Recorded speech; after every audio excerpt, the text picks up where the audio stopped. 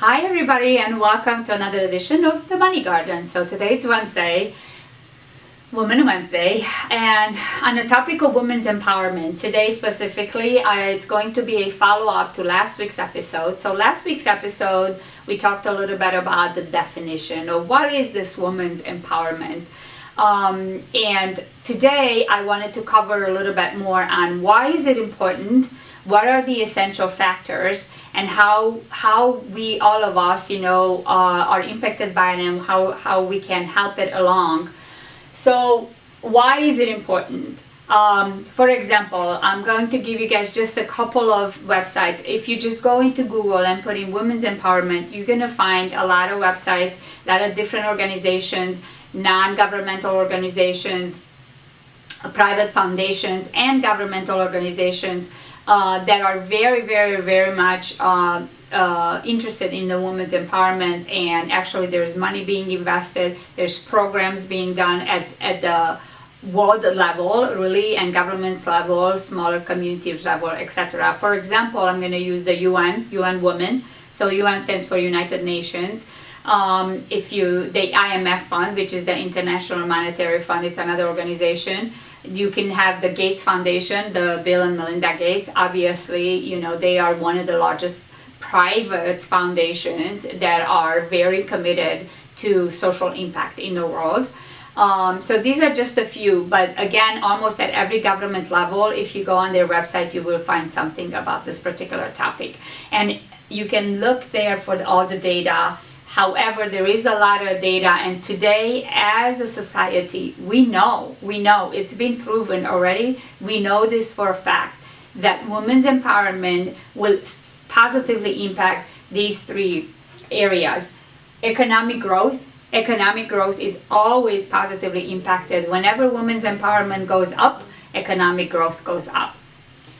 Political stability was positively impacted by women's empowerment. When there is more women having that front row seat, whether in government or public or private sectors or business, etc., schools, etc., you will find that actually it helps with political stability and social transformation. Overall social transformation in terms of societal beliefs, how we believe about everything, how do we live our life, what is allowed, what it isn't allowed, etc., what we deem as acceptable in society.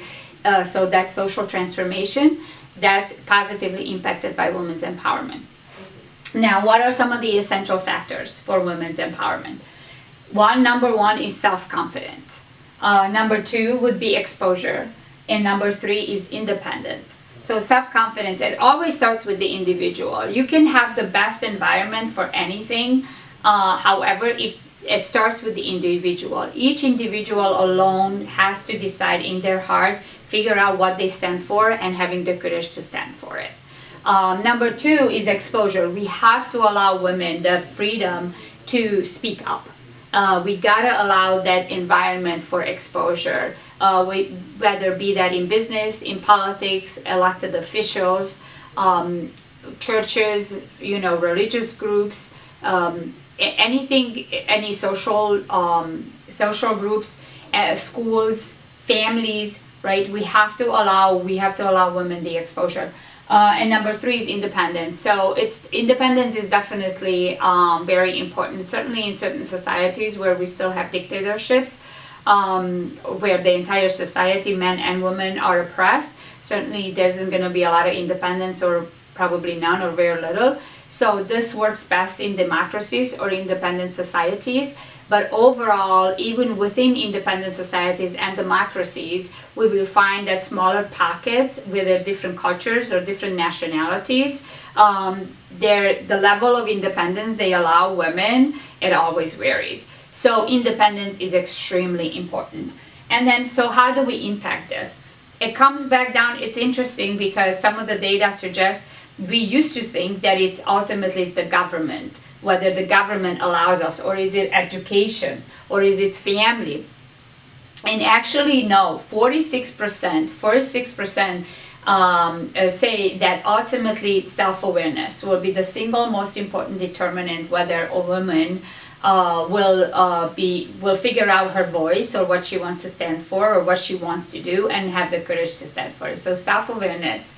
Number two, actually only about 18% said family will be impacted by family beliefs, and about 15% only by government. So hope that helps you guys. Going back to women's empowerment, we know it's extremely important. Why is it important? It positively impacts economic growth, positively impacts political stability and social transformation. The essential factors to women's empowerment are self-confidence, exposure, and independence. And how do we get it? Starts with self-awareness. Number two would be a family, depending on the ideas, beliefs that we have in families. And then number three, government is really just the third determinant.